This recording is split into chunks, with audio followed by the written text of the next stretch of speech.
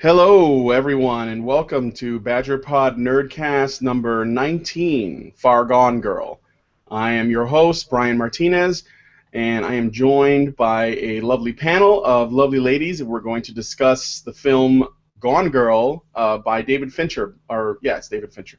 Before we dive into the meat of this thing, though, let's go around and do brief introductions. Thank you for your patience. We will start with Allison Tiemann. Allison, can you tell us a little bit about yourself?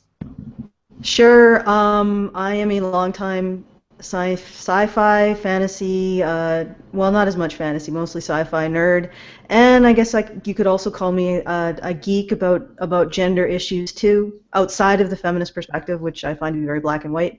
I write a science fiction webcomic to explore gender issues, and it's you can find it at xenospora.com. Yeah, that's with an X, an ox, and I'm having some interesting feedback, so I'm going to close this off now. Thank you. Okay, thanks, Allison. That was weird hearing myself in the background. So next we have Rachel Edwards. Rachel, would you tell us a little bit about yourself, please? Present. Hi, everybody. I'm Rachel Edwards. I do blogging at my blog, naughtynerdist.tumblr.com. I also write for honeybadgerbrigade.com, doing show notes and lots of other things, as well as a gaming website known as 20ounce.com. That's 20oz.com. Thank you for having me on the show. Oh, you know that we love having you here. Mm-hmm. You are one of the few people who dare us to walk in the Tumblrverse, so... we also have Hannah Wallen. Hannah, what's up? How you doing? What's going on? Hi, I'm Hannah Wallen. I blog at breakingtheglasses.blogspot.com, and of course also for a few other sites. And I almost never use my Tumblr, but I have one. And that's about it. All right, and last but definitely not least, we have Anna Cherry. Is that okay that we just call you by that name? I don't know if that's. I go by Cherry a lot, so that is comfortable. Okay. But whatever fits you guys. I'll say Anna Cherry 3.14. Why don't you tell us a little bit about yourself, please? No problem. Thanks for having me on again. Yay! It's always a lot of fun. So I'm Anna Cherry. I'm a cosplayer and adult entertainer, and I also write on my personal Tumblr blog, anna-cherry.tumblr.com, as well as Medium, which is at Anna_Cherry, and both of those have very MRA type slanted articles, as well as adult entertainment advice, etc. And I also write a lot of body and sex positivity articles for sluttygirlproblems.com. And that's about it for me. All right. So yeah, it sounds awesome. We need to follow each other on Tumblr. I don't have a Tumblr, though. I'm scared of that place. So we're going to go right into Gone Girl. This was one of my favorite movies this year, and we have a couple of written pieces, and then we're going to discuss the film. Rachel, why don't you go ahead first? Yeah, I have a piece by our lovely writer, Jess Kay. So, let's see here. Gone Girl. I have still not determined if gone is meant to refer to her physical state of being or her mental state of being. Let's start at the beginning. The tale follows Nick Dunn as he navigates the landscape of reporting his wife, Amy Elliott Dunn, as missing on the day of their 5th anniversary. As we flash back and forth from present time and points throughout Nick and Amy's relationship, we see that their relationship started like any other fairy tale, as the two get lost in the other, building over time as Amy boasts about how easy marriage is for them. But when they move from New York City to Missouri to aid Nick's ailing mother, their relationship begins to wane, and pressure begins to build as Nick falls to infidelity and starts dating one of his community college students, and then lashes out at Amy, throwing her to the ground before restraining himself from beating her further, leading her to fear for her life. The evidence begins to turn on Nick, and the press begins to implicate him in Amy's disappearance and possible murder. And then the bombshell. Cut to present-day Amy alive and well, happily gloating about how brilliantly and meticulously she has set Nick up to frame him for her murder, as she escapes to a life of gluttony, while watching Nick being eaten alive. From here, we learn that this is not Amy's first foray into fraud. Before meeting Nick, she worked meticulously to frame her previous lover for rape, causing him to plead down to sexual assault and register as a sex offender, ultimately ruining his life. Her psychopathy builds as she comes to stay with her stalker, high school boyfriend in the present time, and frames him for kidnapping her and holding her hostage and repeatedly raping her. She then kills him and returns home to Nick, using the kidnapping story to explain her disappearance. Meanwhile, Nick has uncovered her plot to frame him, and is working to expose her. When he learns that he does not have the evidence to have her arrested and charged, he is left living under the same roof with the terrifying woman that he fears could kill him at any moment. He expresses his desire to leave, so she essentially steals his sperm and becomes pregnant, trapping him for the next 18 years in her deranged and murderous claws. Jesus. Pretty spot on. Yeah.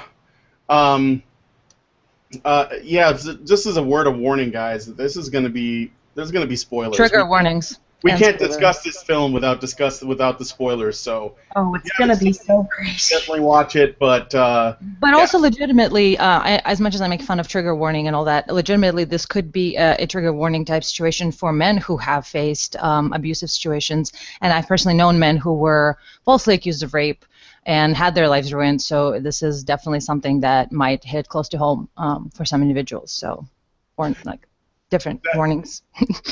yeah. So Anna, since we Yes. got you, why don't you read your little piece on it to give us your editorial, and then we'll just start talking about the movie. Sounds good. All right. Gone Girl review by me. Fantastically woven thriller of one person's melodramatic tale of their life, told for an audience of one. A grand character in the movie of their life. No ideal is sacred, and no human connection is left unperverted. And this movie may change the way you look at life forever. Clickbait. Spoilers. All right. The title says it all. The girl is gone, emotionally and perhaps mentally. This girl has obvious sociopathy and a steady flirtation with full-blown psychosis. Think of all the worst mashups of Blank Space and all those suddenly ubiquitous Lady Pink Perry manslaughter videos. But conversely and surprisingly set to a progressive beat of considering its male victims as human beings rather than human beings reacting to abuse rather than background objects. The movie takes you on a twisted canyon ride through the social landscape, masterfully acted by everyone involved, might I add, and truly takes its time setting up a scene where the average conditioned viewer can finally step back from the oft-repeated listen and believe pop culture ideology and for the first time begin to truly appreciate everything that encompasses all the possibilities and hidden abilities of a human woman. Frequently, humans go unstable and commit horrendous acts of physical or emotional abuse, and yet we have somehow convinced ourselves as a society that women are exempt from this act of human nature. It's like trying to take 50% of the credit and power without taking 50% of the blame as well. Whenever we finally admit that a woman has done something that isn't sugar and spice and everything nice, then it is always somehow also the case that these women are powerless victims of circumstance or of men and are utterly without blame. We too often blame parents for what their children do because we know they were helpless and under someone's direct control. But when those children become adults, they must bear the responsibility for blame as well as the freedom of equality. Some children refuse to take such responsibility for their actions, yet still claim the equality of adulthood, and now feminism is doing the same. The Gone Girl finale poignantly shows how a person can be trapped through group dynamics and be filled with the rage against the invisible bars. The collective blind eye of our society that's been turned towards female power has also been closed to the injustice done to men, and has started to become an infected wound of resentment and, yes, violent impulses, which are only a natural reaction of a maximally stressed psyche. But hey, newsflash, women lie too. But guess what? We are better at it than men.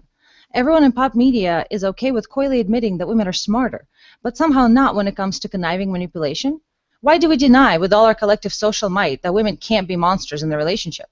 Why is it so difficult for us to see that we routinely vilify any arbitrary member of a whole gender on the mere word of a woman?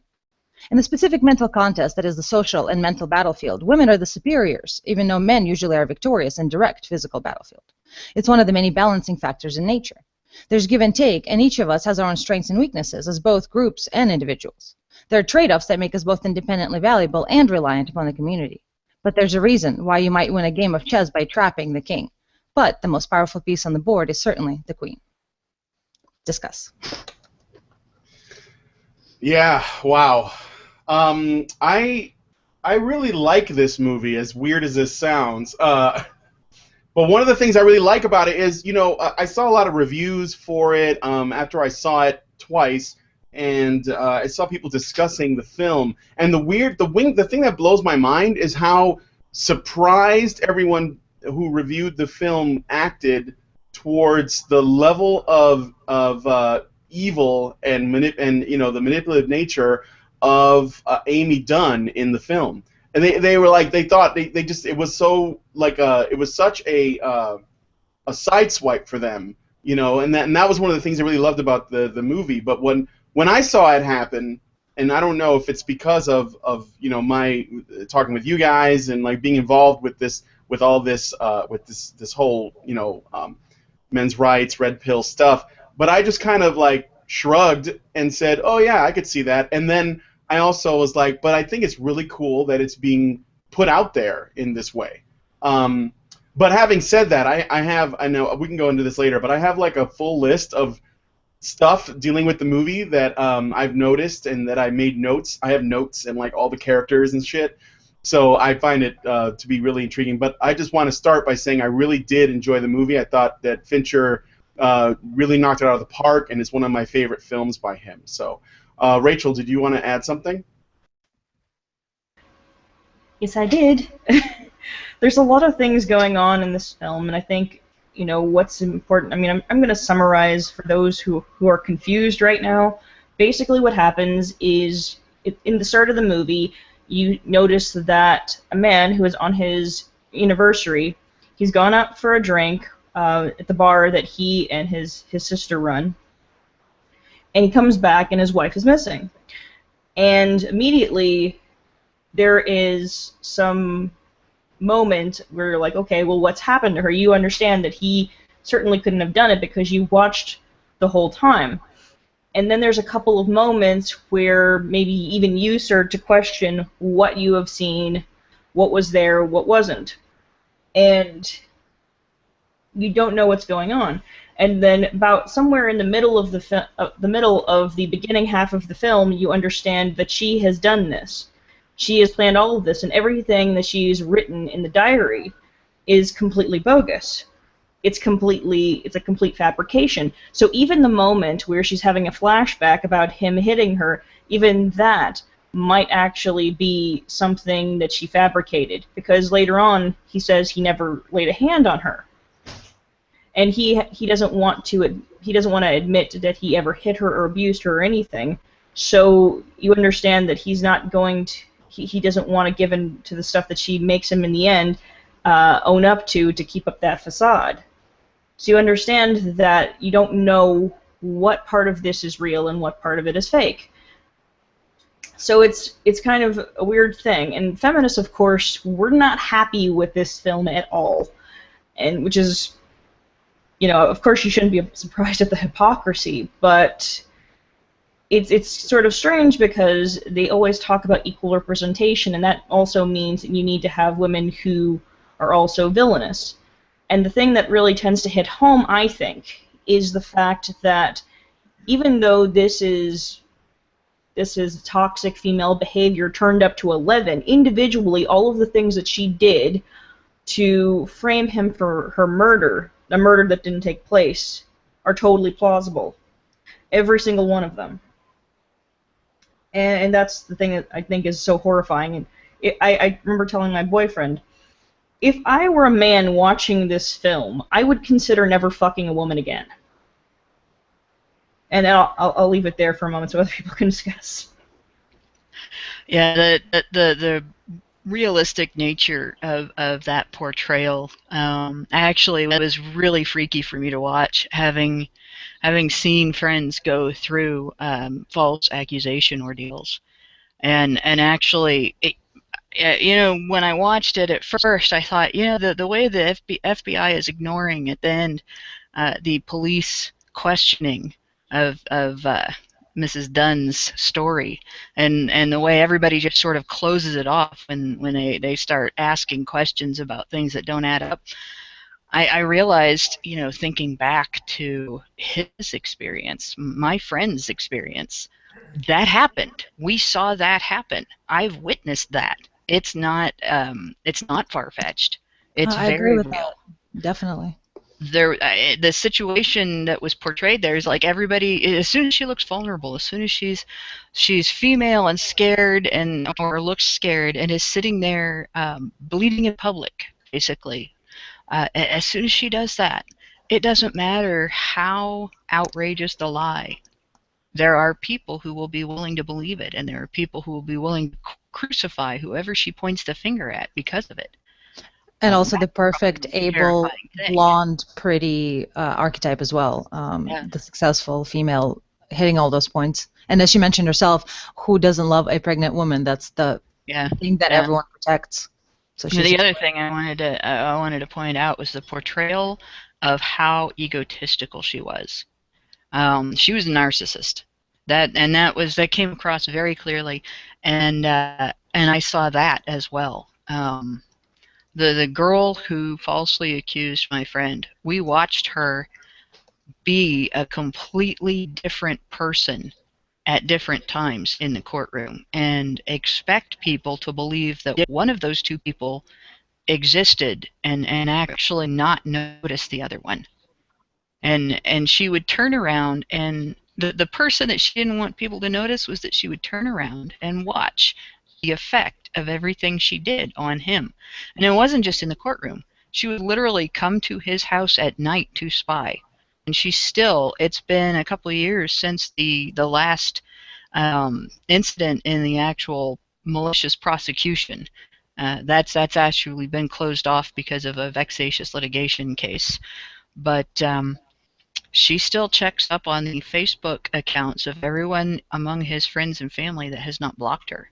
So the portrayal of Amy as this narcissistic individual who, would continually watch the effects of what she had done, and whose attraction would return because he pandered to her ego, is spot on. It's absolutely spot on, and again, frighteningly so.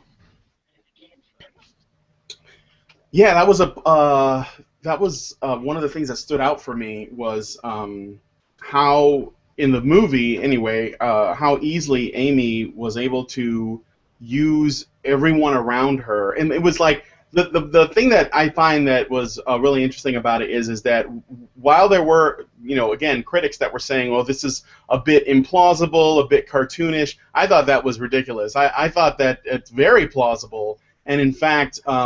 More importantly, anyone, I mean, not anyone, but people can do this, if they, this is not outside the realm of possibility, which is part of the reason why it's so emotionally hooking, in terms of what she's able to do.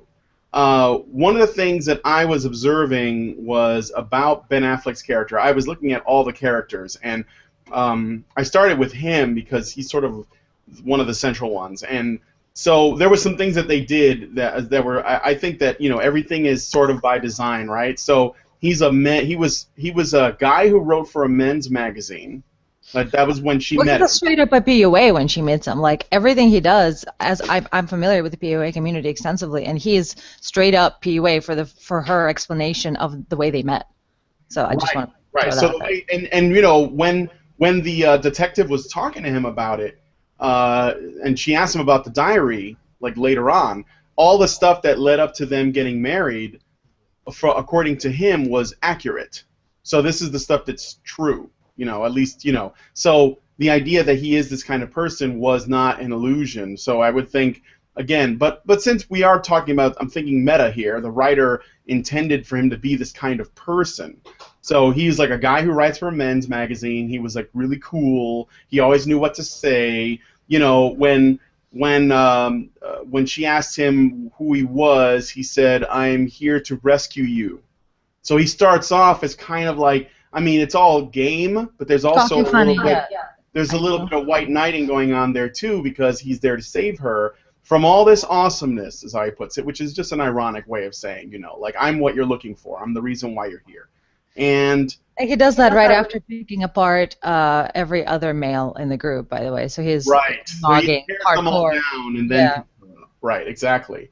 So and of course, at the same time, it's ironic that he was doing that, and then later on, there's a point.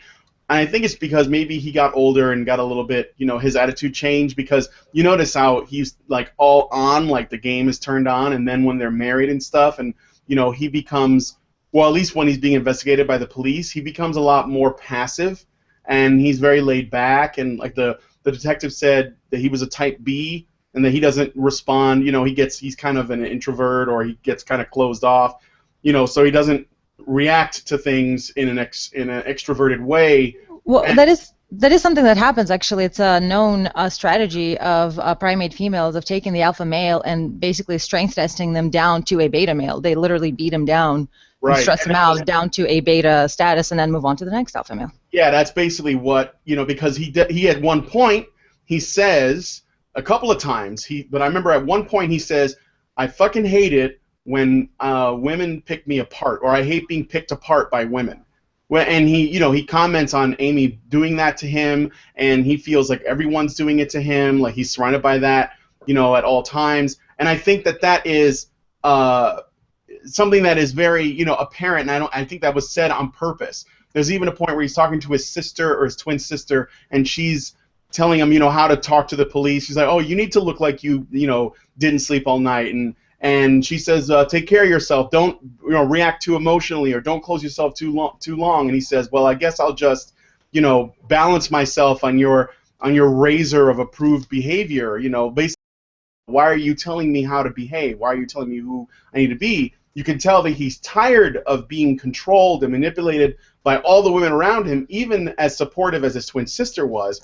But at the same time, they were all judging him a lot. They were like yes, questioning him, saying hello to a group of women. Absolutely everybody, every single woman was scowling back at him. So it was very, imagine going through that. Imagine feeling unwelcome from every single person. So there's definitely real picking apart happening. But I mean, that's what you're saying too. Like even his twin sister was well aware of it. I ran into it myself. Exactly.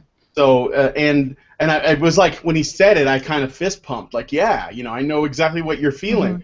Mm-hmm. There, even when again with the lawyer, and when he goes on the news, I mean, everything that he's exposed to, there are people watching. They're telling him how he should act. They're making sure he doesn't smile at this point, and he does at this point, and everything else. And it's very, there's a lot of like basically people that want him to control the way he's viewed.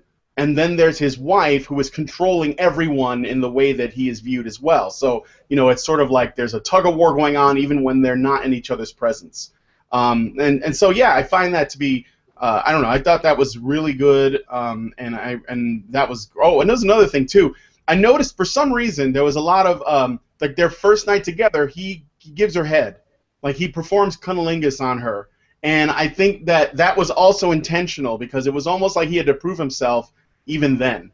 And I mean, that seems really weird, but I find it to be a strange choice for how they had sex, and I had to try to analyze why did they do it that way. Well, I took that specifically to be a way for him to balance his PUA-ness. It's just basically calibration of being super cocky earlier and then doing the sensitive side later, but that's the way I chose to interpret it. But I definitely had a question about that as well. Okay. All right, well, Anna. Go ahead. The consistent judgment and the balancing act you were talking about, that is, in some ways, that's just normal male-female dynamics ripped open and writ large. I gotta admit it, we as a gender do that all the time, every day, without thinking about it. And men just put up with it all the time, every day, very often, probably without thinking about it. Mm-hmm. I mean, in fact, if you think about it, we don't even do it for a good reason. We do it to impress each other. It's not even worth it. But it really kind of draws your attention to that when you look at it through that movie, and you see it sort of crushed into a little 2.5 hour segment of time. And it's a constant thing, and it's so ingrained into our society that women have magazine articles on how to do this, how to get him to dress the way you want him to dress, how to get him to talk to your mother the way you want him to talk to your mother. Stupid things that are really not that important. But Well, that's what I basically would consider Valentine's Day and things like that. Is just their dog and pony shows of women showing off their males to each other. And it's like, my male jumped through these hoops, he bought me this. My male jumped through these hoops, he did that. So I definitely agree with what you're saying. yeah, my favorite thing to do on Valentine's Day is tell other girls we don't celebrate. Absolutely. I mean, we And can. then still be madly in love, but it's like, no, we don't need one day to profess our love. It's every day. We do a lot of stuff all the time, but we don't make Valentine's Day a specific day for it. We'll just leave it at that. You know what? I met my husband on Valentine's Day, and we don't even make it a big deal. So all of you other women, go fuck yourselves. Amen. Or you could start celebrating Steak and BJ Day and make it even. There we go. Well, I'm going to say what I think is the single most disturbing part of the entire film. Okay, there's a lot of disturbing things moving up to this point. There's a ton of things that are really fucking creepy. But I think the single most disturbing moment in Gone Girl is when you see her making the decision to fake being raped and held captive by her ex-boyfriend from school. And it's very deliberate, where she'll pour like wine like in the area between her legs and then sort of tear her negligee and like scream into the cameras. Yeah, the camera, so it looks like she's trying to escape and that she's just been violated. And then she does the thing where she shoves a wine bottle harshly into her vagina to Or simulate. possibly her rectum, because there was talk of sodomy. So Yeah, I'm unclear on that. Yeah, so she's shoving the neck of the wine bottle up there harshly enough so that I think she's bleeding and stuff. Or at least her contusion's consistent with rough. Yeah, she's creating the appearance that she has been brutally raped. And all of this to the guy that she's been keeping on the line for the past 20 years and who took her in and did everything in his power for her to feel safe. You mean that guy? Oh yeah, he totally deserved all of that. It was so incredibly fucked up, because you understand there are accusations made up to that point about her and stuff like that. You're like, okay, so she's a crazy bitch. She's crazy enough to fake her own death, but up until that point you don't see it happen in real time. Like that she would fake sexual assault, because okay, you can fake your own murder and you can take and frame somebody and things like that, but just seeing it take place in real time was probably the most disturbing thing I've ever seen on film. It's oh Yeah. Jesus Christ. So I want to look at the all the male characters that appear in the film, and I want to talk briefly about them. If you guys want to chime in, feel free. I did talk a little bit about Nick Dunn. That was the Ben Affleck character, of course, central character. But I also noticed some other things. First of all, there was one moment that I thought, again, brief but definitely by design. What was the thing that made Nick Dunn leave New York and go to, was it Minneapolis or whatever? It was Minnesota. It was his mother. She was dying of cancer, or she had cancer. They stage 4, pretty much on the last leg of it, or they were in the hopes that she would recover. So he went there to be with her, and she passes away. But her being in peril is what motivates him to move over there. Then later, when he's being interrogated, or not interrogated, but when he's being interviewed by the police and he's doing the report for his missing wife, his father is there, and he's got Alzheimer's or something, and he's not sure where he is, and he's aggressive to everybody, and just wants to be left alone, and he basically is treated like a burden. So his mother is in trouble, and he drops everything and goes down there. His father's in trouble, and he's annoyed that he has to deal with him. He has to drop him off at the old folks' home, and his father curses at him, and I thought that was very interesting. And ultimately, the father character never comes back for anything else in the film, but they show us that, And I think that that was very deliberate to show that his relationship with his mother and his father in a very brief amount of time and what that means. On top of that, we have a lot of white knight type figures that appear. Like there's two detectives mainly that are working on the case. There's the female one who's, you know, she's got her eye on the ball. She's got a really good intuition. She's like, She's all right. you know, what? She's all right. She's like skeptical sometimes of Yeah, the. no, she is. But she's okay. Yeah. she was good at what she did, right? I hate that other guy though. Oh. But her partner, the other guy, he murder. jumped to conclusions. He made presumptions. He was ready to lock him up, throw away the key. He didn't. Hateful person. You know, yeah, and it basically there was this thing where it was like, the wife is missing. You don't know her blood type. You're guilty. Like that was basically where he was at, you know, and. That was.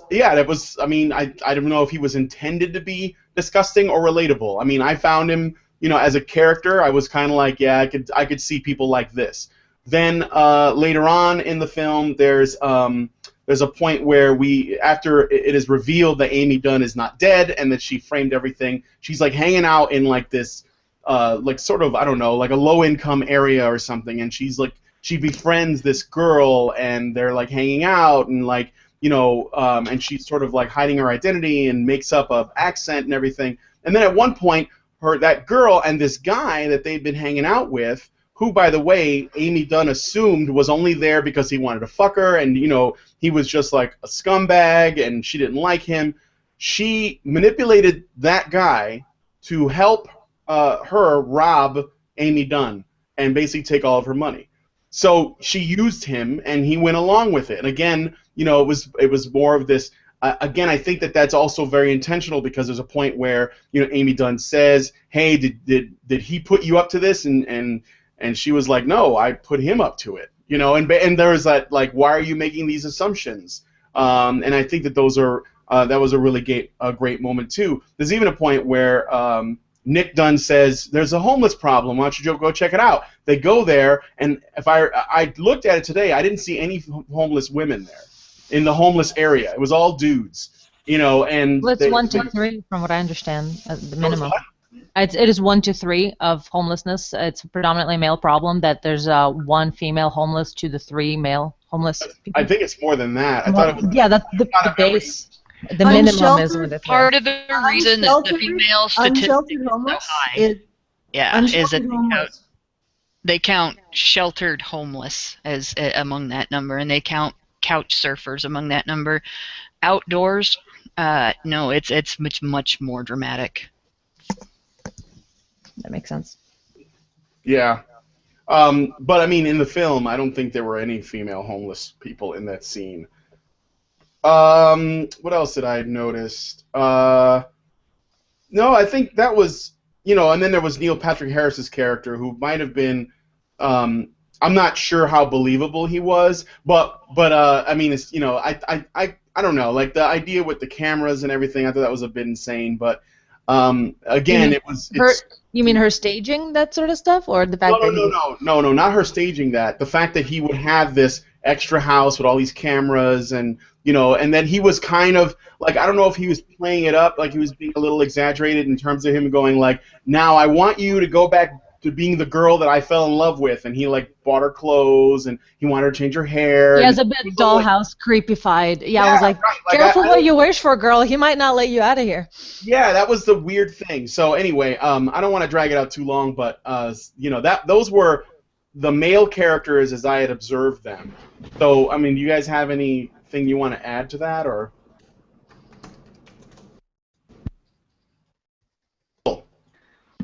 You forgot the lawyer. Oh, he was like Pimp Daddy. He was awesome. Oh, he was like, here, you need some game, boy.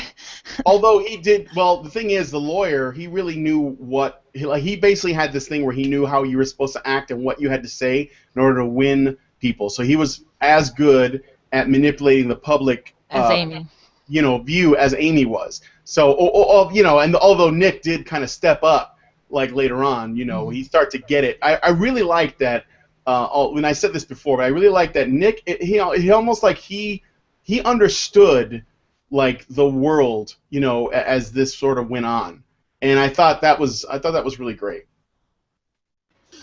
Yeah, Well, I wanted to great bring job up. acting, by the way. Yeah, I wanted to bring up the media's role and all that. I think that one of the most disturbingly real parts of this, and there are a ton that are disturbingly real, but the accuracy of the media portrayal and the way we already presume people to be guilty based on very subtle things which could easily just be a fluke is it's insane.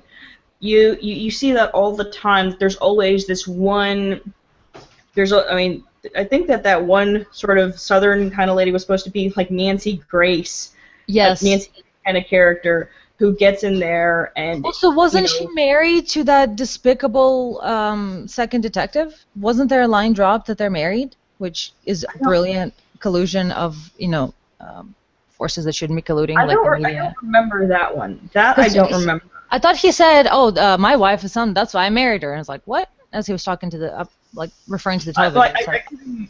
I mean, I could be mistaken. I didn't pick up on that one, but the thing about it is that you have these characters. They all play their part. They're all there for a story, and the story is all that matters. It doesn't matter if somebody gets completely destroyed and thrown under the bus, where they can't go back to living in normal society. All that matters in the moment is the story. It doesn't matter if they're really innocent or whether or not they're actually guilty. People love those kinds of narratives where there's the missing white woman syndrome, and she's missing out there. She's blonde and beautiful in the prime of her life, and she's been cut down by some kind of horrible, abusive male. They love that story. They love it so much they can't wait to get more of it. That's why they always watch all of those crime dramas on television where there's abused and battered women. They like to see some evil character get their comeuppance more than they like to see them exonerated. So it's completely ridiculous. They like people seeing people fall a lot more than they like seeing people rise up and be exonerated. Yeah. Well, speaking of evil, we have our evil panda now. Hello. Mike. I think hibernating. Sorry about that.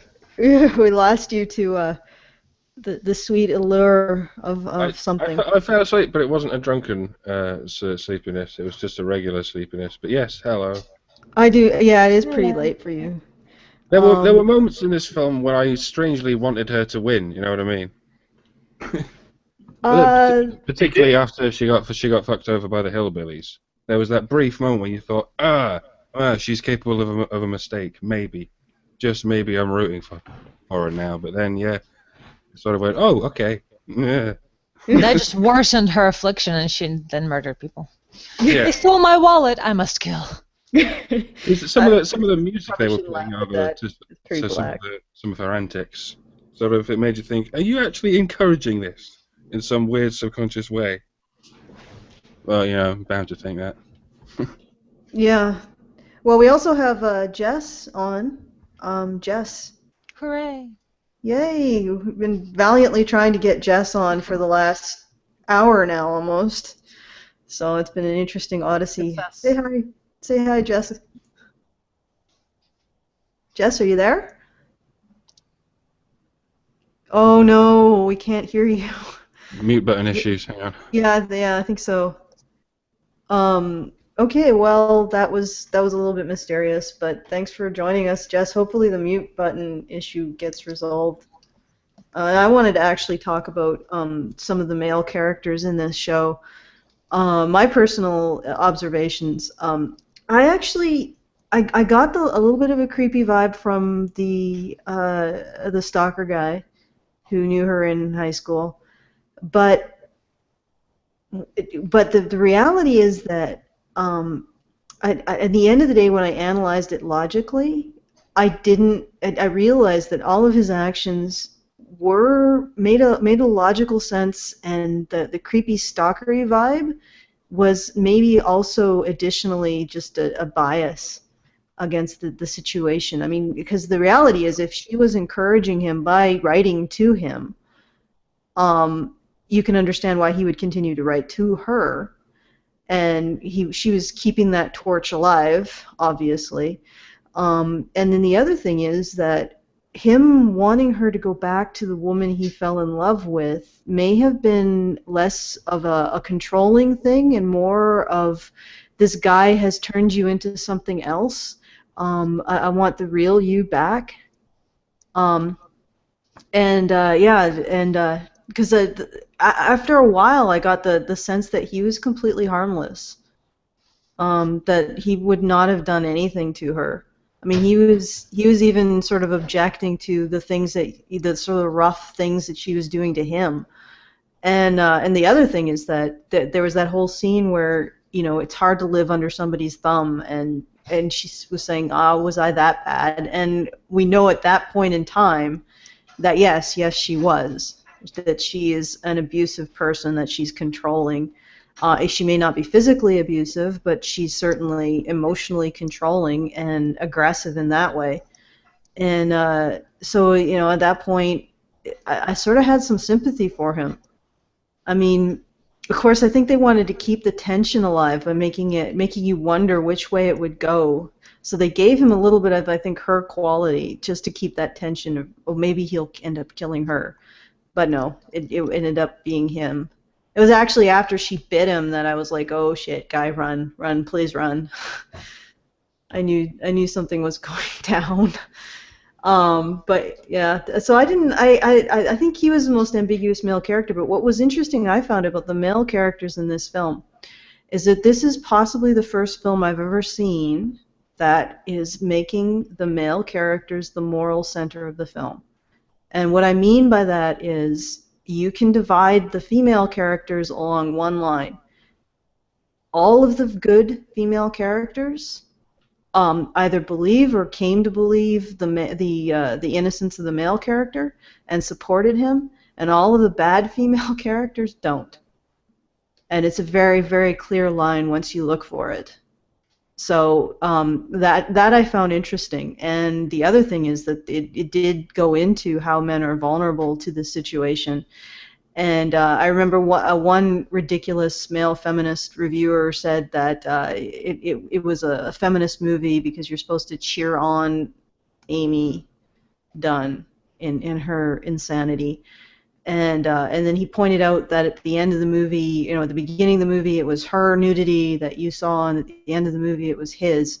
Well, the problem with that, and typical to all the feminist commentators that I've ever read, his worldview is so black and white and lacking in nuance that he never actually, I don't think he ever actually looks at the psychology of nudity.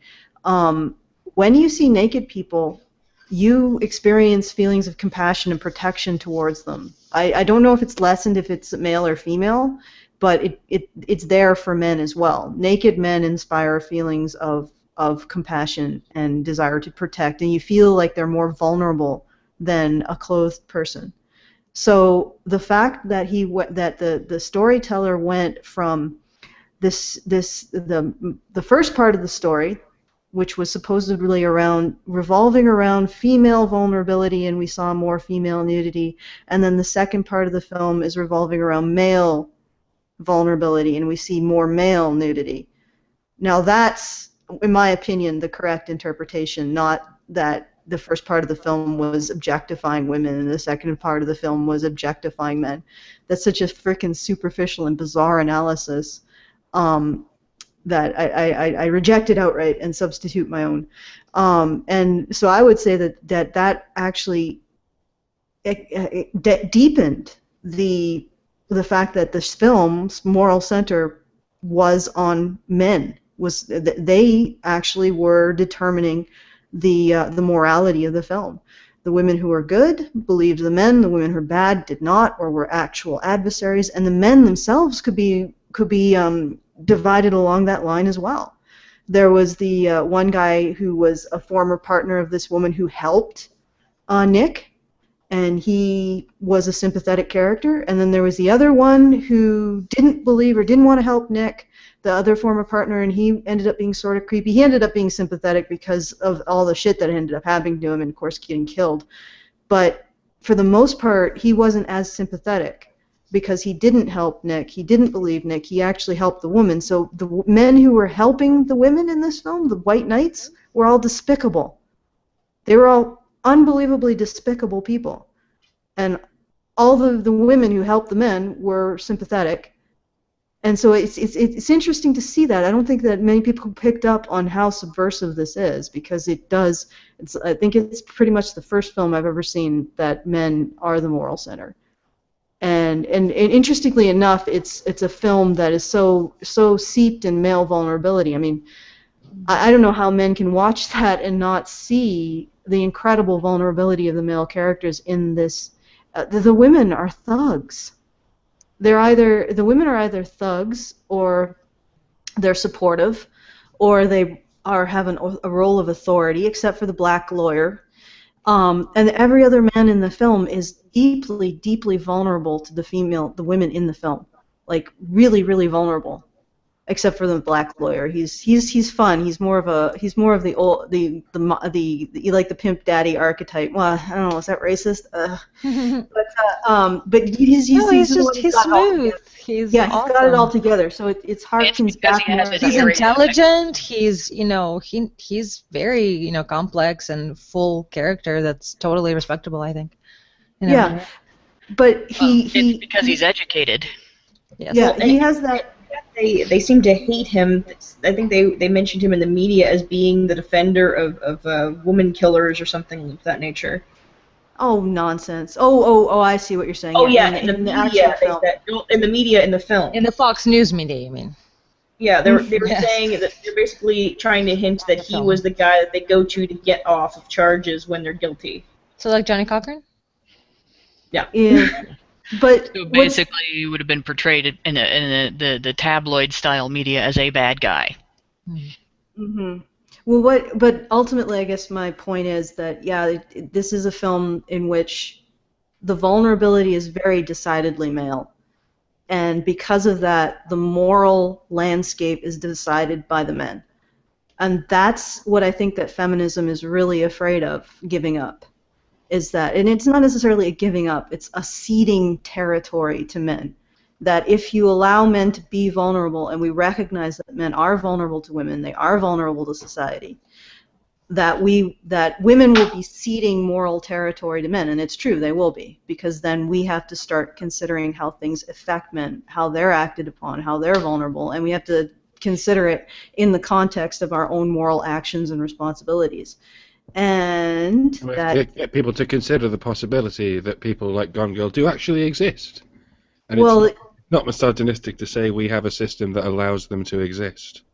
And promotes them. I mean, there's even more hideous real-life stories than this one. Like the one where the woman killed her. I think he was a boyfriend or something. She was pregnant. He killed her. She killed him. She killed him. For some reason, the trial of her murder was not going through properly, because I think she's Canadian, and we basically have free range on, or it's open season on men by women in Canada, and the grandparents of the child, she was pregnant of the guy she had murdered, tried to get custody.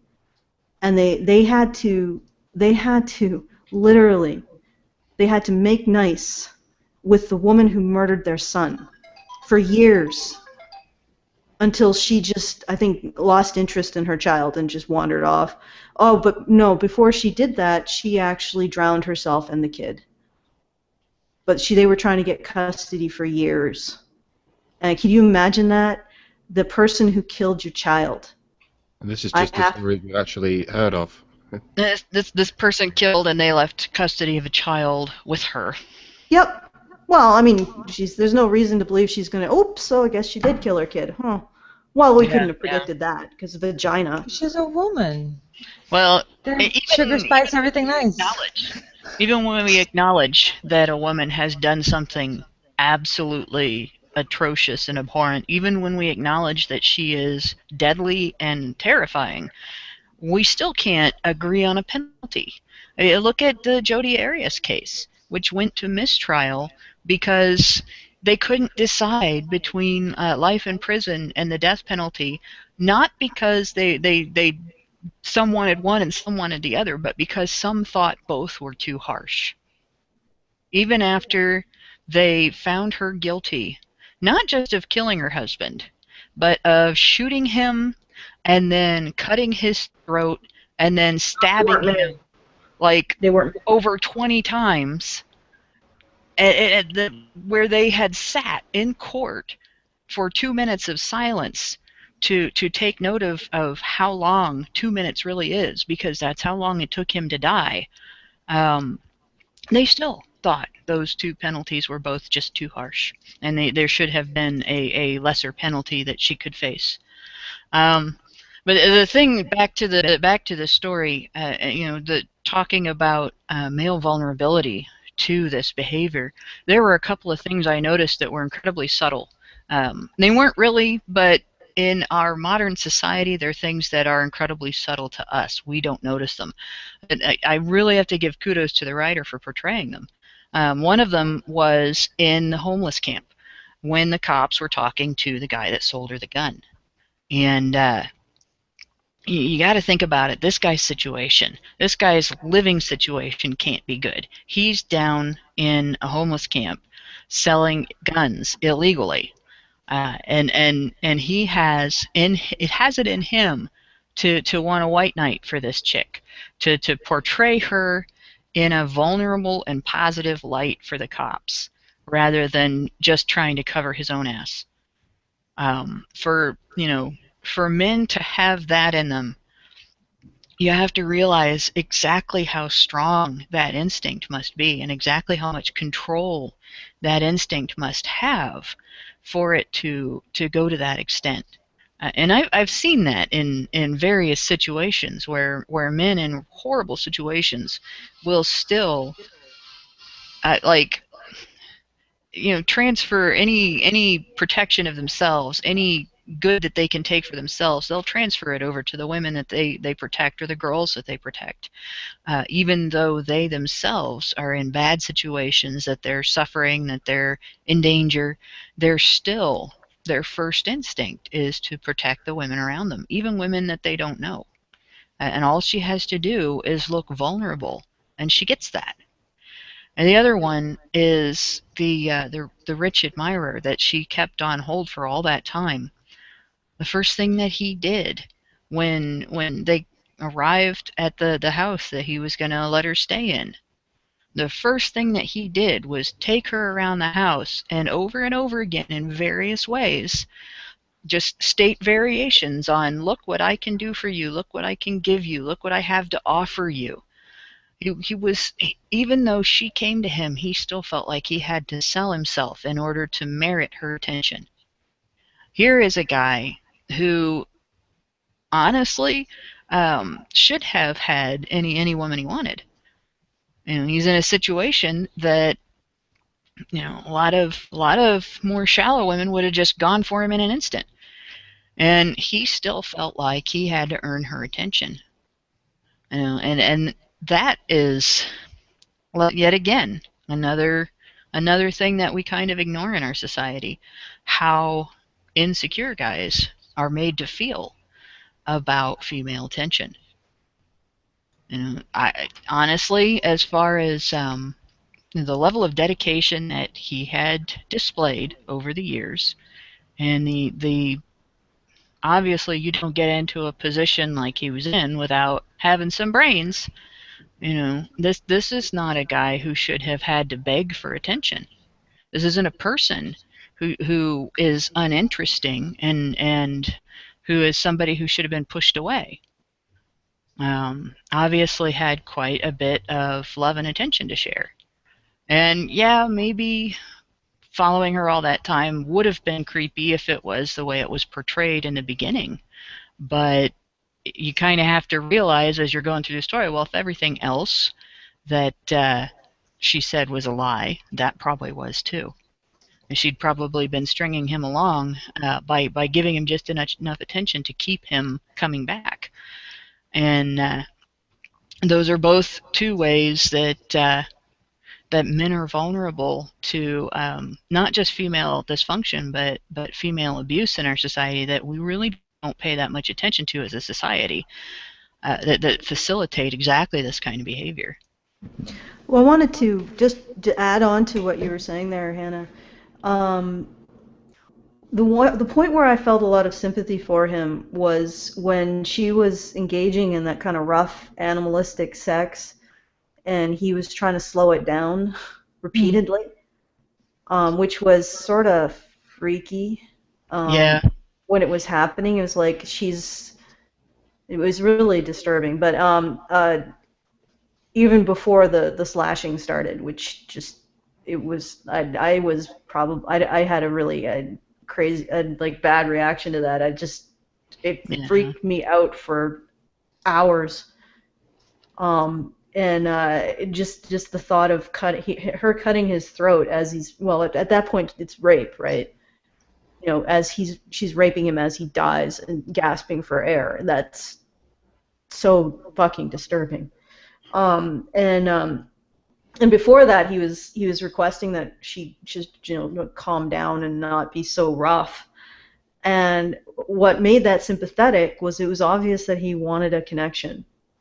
Like he cared about something about her, and he just was sort of a very odd, maybe slightly eccentric in his personal life. We don't know what made him so rich. Maybe he's like had a good idea. Maybe he's not particularly up on being social, and that sort of gave me a lot of sense of sympathy for him, simply because he obviously wanted that connection. He wanted an emotional connection, and like I said, it could have been that his isolation was due to being socially awkward, and his money was he got it through an ability or a skill. Like maybe he created some sort of like something related to the internet, right? Like an internet billionaire or something. So it's entirely possible he could be both rich and very, very socially awkward, which would be consistent with being so attached to one woman for 20 years. Yeah. Well, there's another vulnerability that he showed that was clear back at the, I don't know if it was it a casino or a hotel or whatever that they met at, but where you saw, you saw Dunn come on the television, the news stories come on the television, and she was sort of, there were red flags in her behavior. She was sort of going off, and he ignored some things that she said that really should have been red flags, where her speech demonstrated that that she was going to that she was after him, that it wasn't just she was after revenge, not just vulnerable and scared. And he just sort of disregarded that and went on being a white knight, being a protector, I'll take care of you and that kind of thing. And it's very consistent with people who go from abusive relationship to abusive relationship, or stay in an abusive relationship for the long term, to have the connection they want. They're willing to disregard things that should tell them to leave. It should be scary enough to tell them to get out. Mm-hmm. And when you think about the whole situation logically with him and her, the reality is he didn't hold her hostage. Her own set of lies and duplicity and viciousness was what was holding her hostage. And like I said, the reality is that even what he knew wouldn't have held her hostage. He knew that what he believed was that she was fleeing an abusive husband. Yeah. But there was no reason to believe that she couldn't leave, or that he didn't give her the option to leave. And I didn't see any scene where he said, no, you cannot leave. They just allowed it to be implied because of our own biases against men and slightly socially awkward men like this guy.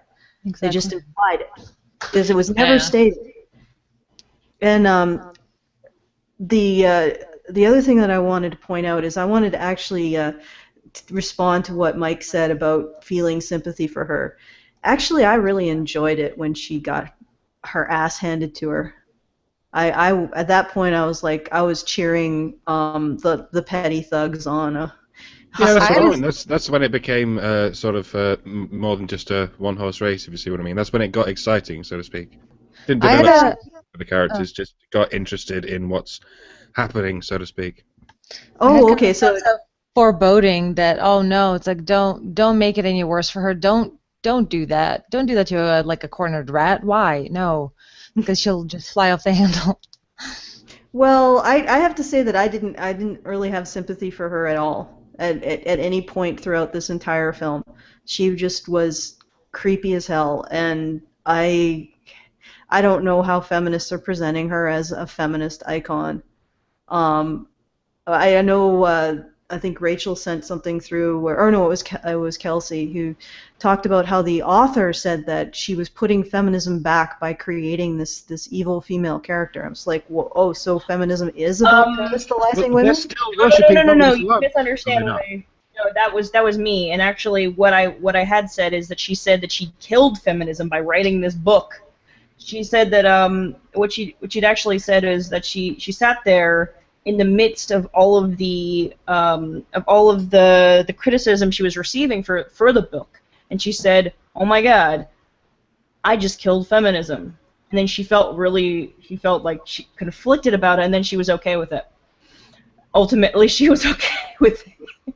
that Yeah. what she did in writing the book that the movie was based on. In doing this, she had pretty much dismantled all of these things that they'd put in place, and she felt okay with that by the end of it. But the weird thing is that the feminists have said that they feel that all of the things that are portrayed in this film are incredibly misogynistic and playing on stereotypes about women, harmful stereotypes about women. So the very act of portraying a woman as being just as bad as a man is somehow misogynistic. You know why they're really mad, though? They're not mad because they think it's portraying a woman. They'll say that it's bad to portray a woman as being as bad as a man, maybe. But the real beef with this is that it shows the ways in which female privilege facilitates this kind of female dysfunction. She can get away with it because she's treated differently, specifically because she's female. If she were a man trying to pull the same thing, trying to fake the same story, she'd never get away with it. They would have they'd have questioned her or questioned him. Yeah, he hurts everyone. Yeah, yeah. Well, one of the things I was going to bring up finally as like the final thing that I think is screwed up about this film is that it plays on something that is incredibly common, and maybe people don't realize it, and maybe they choose not to see it. But we do not train men to see these red flags. Like we tell women all the time, like, okay, these are the red flags that you need to look for in an abusive relationship. But he didn't notice when he was being questioned by the police at how well he knew his wife.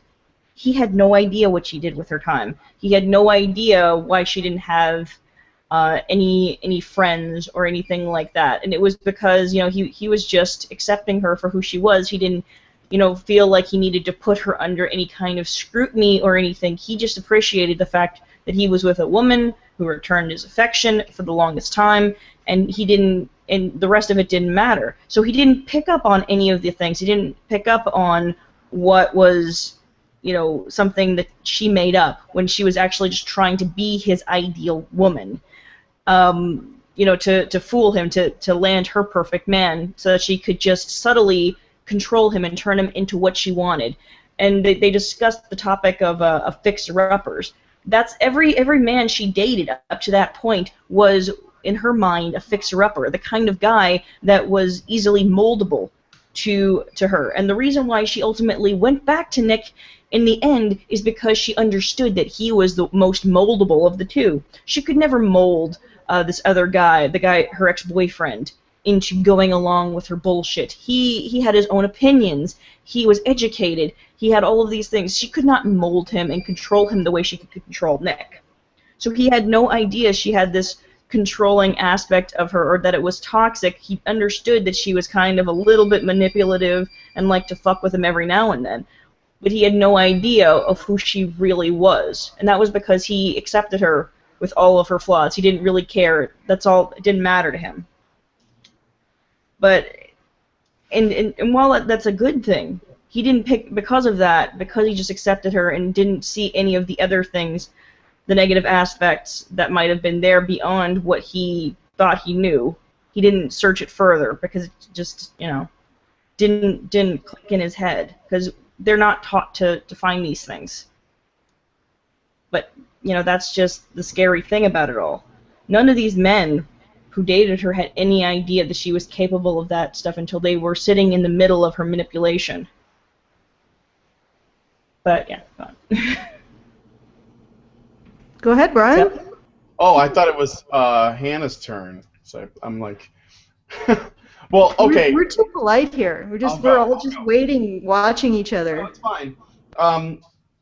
So like when it comes to Neil Patrick Harris's character, I did sympathize with him in that I was trying to understand him. But basically, what it appears to me is that we spoke earlier about Nick Dunn, who, he was kind of like a PUA. He was trying to he writes for a men's magazine and all that. And basically he was giving off the image of like an alpha, right? I mean, if we're going to talk about alphas and betas. Well, basically Neil Patrick Harris was the beta provider. He had the money, he had the house and all that shit, and she knew it. And I think that there was clear evidence, because they had written letters to each other and whatnot, that while she wasn't interested in him romantically or even sexually, she was interested in keeping him around. So she basically, kept.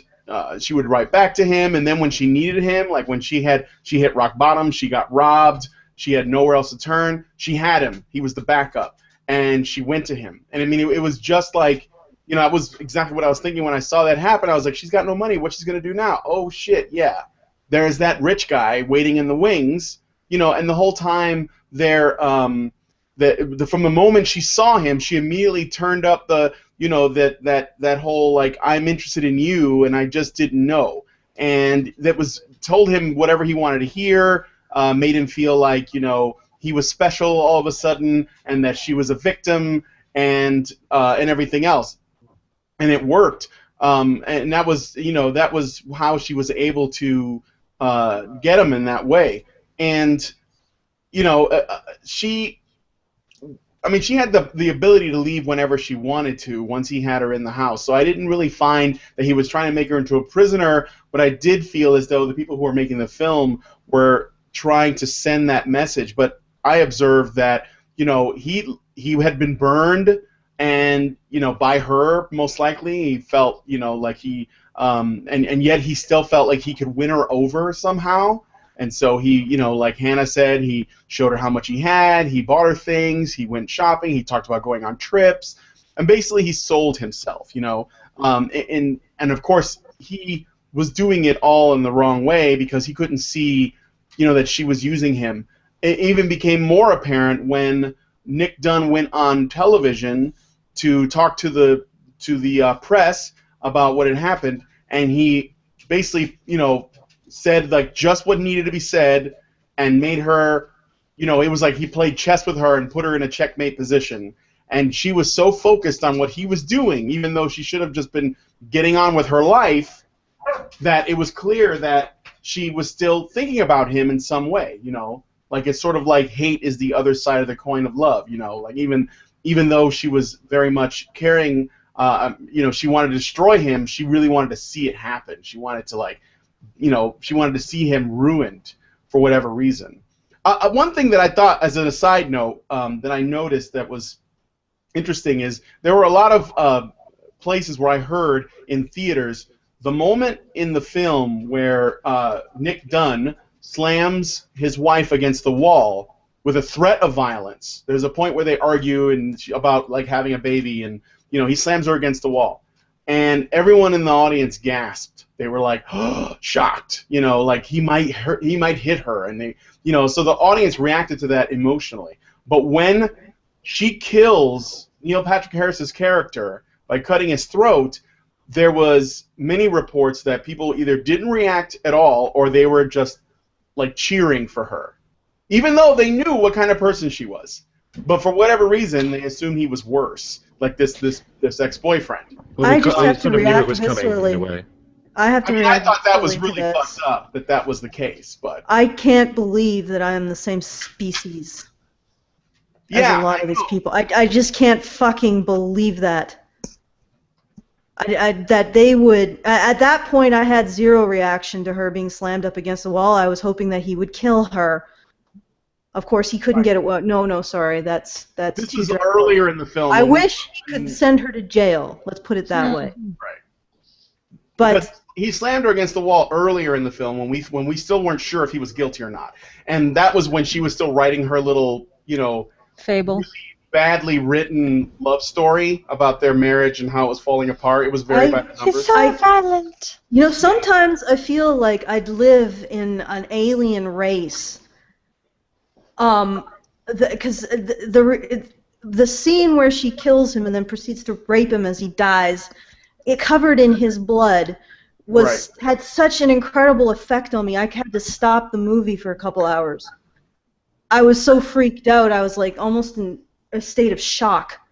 And these people, these creatures in the theater, don't even react. And then they react to this psychotic. They cheer it. I mean, that's how we know sociopaths are in the audience. There was cheering. Here's another thing too. Well, you guys do know that at least 25% of the populace is actually legitimately sociopathic. It has been found to be 1 in 4, so those are the sociopaths. Here's another thing too. There was a plot hole. Well, first of all, I wanted to point out that the FBI agents at the end when they're not about the plot. It's there's a plot hole that happened because there was a murder weapon or a weapon that was used on her. It was like this pole, and they found it the detective found it inside of the fireplace, right? So, and it had blood on it, and there was blood all over the floor, and it had been cleaned up and all that. So she supposedly it was set up really well. However, when she came back, they didn't check to see if she had suffered that blunt trauma that one might have suffered. Well, isn't that why she hammered herself in the face? No. No. They also, though, if you think about it, it's not really a plot hole as far as the story. It's just a plot hole as far as her story, and her story has more than one plot hole. But that's the thing is that they didn't even investigate it. The FBI guys were still sort of. They didn't want to ask her any more questions, even though the one detective was like, something is fishy here. And the FBI guys were like, no, this is fine. She's back. She's fine. She's been through a lot. Let's leave her alone.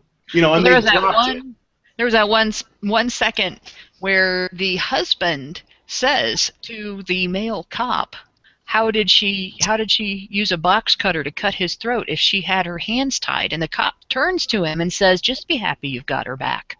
Exactly.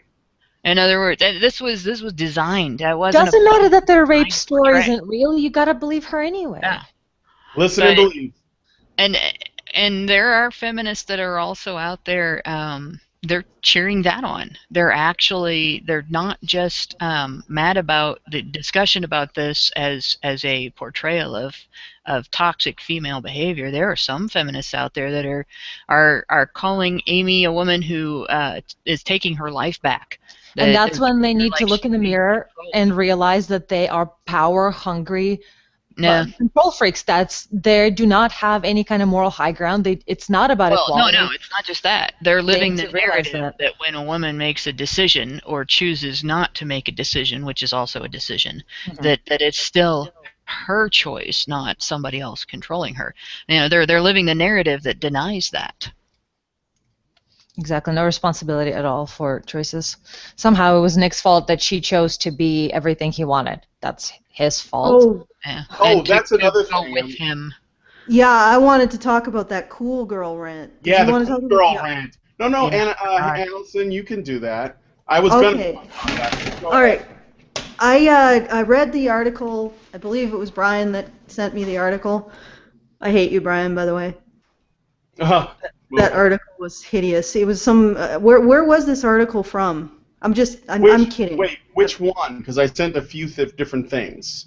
Like one Oh. review was done by this chick called the movie. I want to say the comic book girl, and she's got like pink hair, and she. Well, she wasn't that bad. Okay, Like, no, she not just- her. Okay, I wasn't sure. No, it was a male feminist, I think, and they talked about how the cool girl rant was some sort of feminist. I don't know what. Yeah. And I listened to the cool girl rant, and it basically could be summed down to, I would like to have a woman who isn't abusive. And it's like, it's considered feminist to say that men have too much expectations. Because think about it, a cool girl accepts you as you are, shares your interests, doesn't try to make you leave your friends, doesn't nag you about finances or making more money for the things that she wants. All of these things are abusive. And so what she's saying is that a man having any expectations, just the most minimal expectations that his partner not be an abusive asshole, is somehow anti-feminist. This whole cool girl thing is anti-feminist because men have some expectations in their partners emotionally, that they not be abusive. It's this same sort of creepy newspeak thing they're doing with the word nice. Like girls aren't allowed to call boys nice anymore, and boys aren't allowed to call girls cool anymore. Taking two of the most common sort of useful words in our lexicon and saying, no, not even those words are Also, acceptable anymore. bossy, that's another one of those. Yeah. But it's like, The war if you on really words. distill it down, that's all the cool girl thing is saying, is that a woman just not be an asshole. It makes them act a little more like a man, because guess what? A lot of things that women do, guys would get punched in the face for doing. So Yeah. being a decent human being is like anti-women now? I don't get it. Yeah, essentially, yeah. So men holding women to any kind of emotional standard, even the emotional standard that if you reversed it and said that's just a baseline for women, that a man not be financially abusive, that a man allow her to have time with her friends, that a man respect her interests, that a man give her space. I mean, this constitutes the cool girl identity, right, feminists? That a woman not financially abuse a man, a woman allow her male partner to have friends and have his own interests and have his own space. So you're essentially saying that when a man expects a woman not to be abusive, that's anti-feminist. If she has any criteria at all. Maybe even have non-standard sexual relations or open relationships or anything like that. No, it has to be monogamy from on high, matriarchy, Victorian, relationship, marriage situation. And Did you notice that the entire cool girl rant still acknowledged the dynamic wherein the woman is the real authority in the relationship? She lets him have friends. She shares his interests by choice and so on. And of course it presumes that all women are alike by nature, and that all the choices that women make that deviate from the idea that feminists have as to how women should be, those have to have happened under the control of a man somewhere, and obviously she's just doing it for him. It doesn't have anything to do with her real personality, and therefore that's what makes it abusive. But she's still in charge. She's still the authority in the relationship. It also presumes that men are all the same too, because it talks about football and pizza and guy stuff, and I put that in quotes when I say it. And that cool girl thing is like this impossible, eat all this food and remain a size 2, like these crazy expectations that I don't think a lot of guys have, but there's assumptions around what guys want, in a woman, and that's another thing that because she complains about it, like she says all men want are these things, and this is what they want in a cool girl, and I'm listening to it, and I'm like, I don't get that. Like, where are you getting this from? Those are all things women think they have to be. You can only spend so long around someone before you start sort of adapting their mannerisms and slightly changing your personality around them. And for a normal person, that makes them go, oh, well, this is interesting. My personality is developing. But for a psychopath, it makes them think, this person's controlling me. I'm changing somehow because of this person. Well, the other aspect of that is people who have things in common are more likely to like each other. Yeah, duh. If it doesn't make you the cool girl, it just makes you similar enough that maybe you can form a relationship with that particular person. Well, if you notice, she's actually all of the stuff that she's doing. She's not really. Rachel? Look, Rachel? Did we Rachel, lose? oh my God, we lost our Rachel. But Well, I think I definitely heard Rachel's what been she was feminist gonna say. napped. What? What's going on? Okay, all right, all right. We lost you No. for a minute, Rachel. Okay, what I'm trying to say is, by the end, who are the people that flock to her? Who are the people that just drink in that charade that she puts up? Women. So Other women. the people who appreciate the cool girl kind of thing really aren't as much the men, because they don't really care about all that stuff. They just want you because that you seem to really care about them. At least in this situation, at least in the movie. But all the cool girl stuff really gets put up for the other women. Like, there's little girls that flock to her, and the people want her on the daytime talk shows and her book and everything, and they're just willing and open to praise her, even though there's probably inconsistencies with her story. They drink that in. They are the ones who want the cool girl image, the person to look up to. They don't, not the guys. They just want someone to love them. Yeah, one more thing to say, and this is, guys out there, if you are close to a girl who thinks that the cool girl rant is something special that speaks out something that's on inside her, run. And it really didn't strike me until after we started talking about it, but the presumption that everyone else is fake is quite likely rooted in being fake. She, and this is the way it is in this story. Amy believes that everybody molds themselves to the people around them because she creates a persona to please the people around her.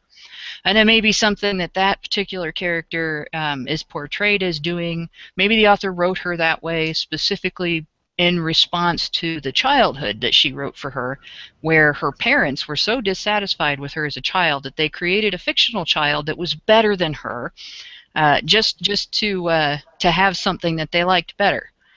But Amazing Amy. yeah, Amazing Amy.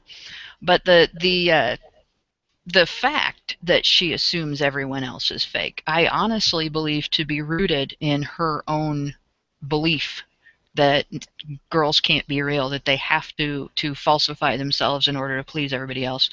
And the girl that is more likely to be vindictive towards you over things in her life that she's dissatisfied about, choices that she's made and the results of those choices, she's more likely to be vindictive towards other people over that, particularly the men in her life, if she has that attitude where she believes that she's got to change herself to suit the people around her, that she's got to build herself on what other people like instead of just being the person that she is on the inside.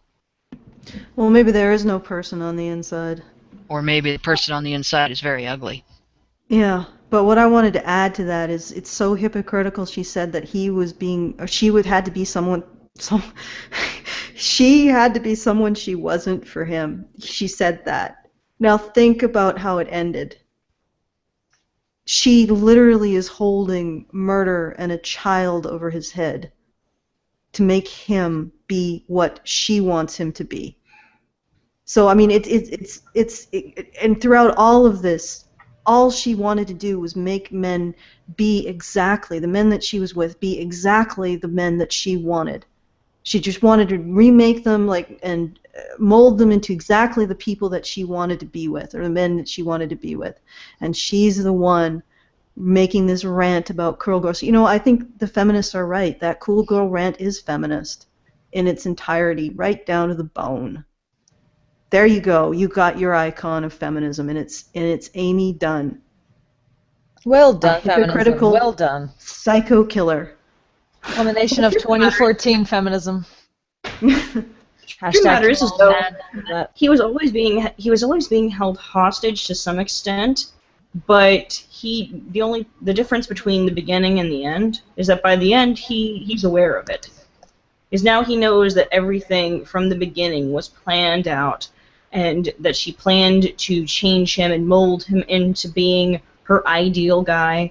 Only now it's obvious. Only now, there's no ruse. There's no bullshit. It's very clear that she's in charge and that he needs to fall in line behind her. It's just so sad. Yeah, I mean, by the end, Heartbreaking ending for sure. he's like, it's like he's taken the pill by the end. He's accepted, this reality. Back into the Matrix. He was doing it throughout the whole film, really, little by little. I want to touch on the girlfriend, like his mistress, right? That was something that we left out, so I wanted to talk about that for a second. First of all, I wondered, okay, so we're introduced to the mistress, or the college girlfriend character, early on when we still don't know, whether Nick Dunn's done it or not, whether or not he's guilty. And I think the purpose of introducing her is to sort of like make us think, holy shit, he did it. He did it so he can be with this 22-year-old model with the big boobs, right? Who clearly loves him, like she just can't get enough of him for whatever reason. She's younger, she's prettier, she's really into him and whatnot. And I find that as everything moves forward and we learn more, one of the things that I wonder is what drove him to her. Now, I don't want to make him into a victim or anything like that. I'm not saying that. But because, that's infidelity, whatever. I mean, you made a promise. Although I would say that I observed that their marriage, their whole relationship, if all we have to go on is what was written in the diary, was built on some relatively shallow foundations, right? I mean, they were interested in each other. They kind of both they weren't really straightforward with each other, and then they got married, and so I don't know, that's a whole other thing. But one of the things that I thought was cool about the college girl was when the lawyer he was talking to the lawyer, and Ben Affleck's character Nick, he told him, look, she's not going to say anything, right? She won't come forward. She won't snitch on me. And he says they always do. It's nothing personal. And sure enough, she does. And she comes out, and maybe it's because she wants to be in front of the cameras. Maybe it's because she hadn't seen him in a while. Maybe it's because she thinks he did it, and she's scared for whatever reason. Maybe her parents pushed her into it. Who knows? But she comes forward, and her whole, she's dressed like a straight up, like a nun, and she's very, and she comes forward, and she basically says this is what happened, and it's just, it hurts him even more. But I wonder, and I don't know, maybe you guys have an idea or thought about this, but what I could see from my perspective, if I was in a marriage, and I've never been married, but if I was in a marriage and I felt like nothing was working and I couldn't get out and I couldn't stand my wife, because I know he couldn't really stand her, and everybody knew by that point that his twin sister fucking hated her, and she could see right through all of her bullshit, then I could see how it could push someone to be, unfaithful and seek that cool girl, as we put it, which is basically someone who isn't abusive, in someone else. And this girl appeared to, at least on the surface, just love him for who he was, even if it was also a shallow relationship. We don't know. So, I don't know. What do you guys think about this? Okay. First of all, I'm going to correct you. None of the reasons that you gave was why she did it. She didn't do it because she was pressured. She didn't do it because she was afraid. She did it because she was pissed. And she was pissed because he wasn't around, he wasn't calling her? I mean, He was pissed at him because he said that he still loved his wife. Even though she must have known that this situation was, he had to say that in order to maintain his public persona. She had zero ability to relate to what he was going through. Zero. And in fact, I had very little sympathy for her. First of all, wasn't it her that was pressing herself on him sexually, and he was like, "Please stop"? Well, when she came into his house, yes, she was. And yeah, absolutely. Yeah, and so essentially, and in that situation, of course, his sister's asleep in the other room, so he can't actually make a fuss to get her off of him. So that was a little sketchy in my mind as well. I So at agree. that point, I lost all sympathy for her, and this is my opinion of her. She was predatory as well. She sensed that there was a problem in their relationship, and she could gain from it. So she seduced him for possibly career reasons. I don't know. But the reality is that I don't think she was in any way a victim of that situation. I think she knew what she was doing, and honestly, when that guy was in that situation, if he says no, I don't want to have sex, and you know that he's in a situation where he can't actually resist any further than that, you don't fucking continue to try to have sex with him. Like, that's just, I don't know if that counts as rape, but it's pretty damn close. I mean, he is doing everything in his power in that Certainly. particular situation to resist you. Certainly coercion at the bare Yes. minimum.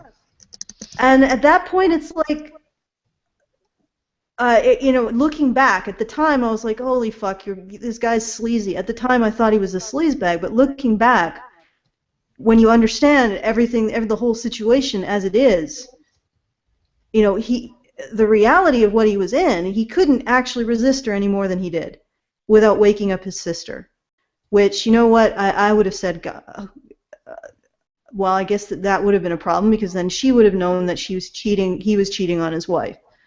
So it's like that was just unbelievably sleazy and creepy on her part. And at that point, I lost all sympathy for her. In retrospect, initially I thought he was the sleaze because of the very interesting narrative stuff that the movie was doing. But in retrospect, it's like by the time she axes him in the back, I was like, this woman is just another predator. She may not go as far as killing someone, but she's definitely a sexual predator, and I didn't have any sympathy for her. So that's my opinion of that particular character. And the other thing is, I wanted to address your point you made, Brian. Yes, after you get the full story, you do feel a lot more sympathy for him having cheated on her, because basically she's an abusive, controlling, and very scary human being. So, there you go.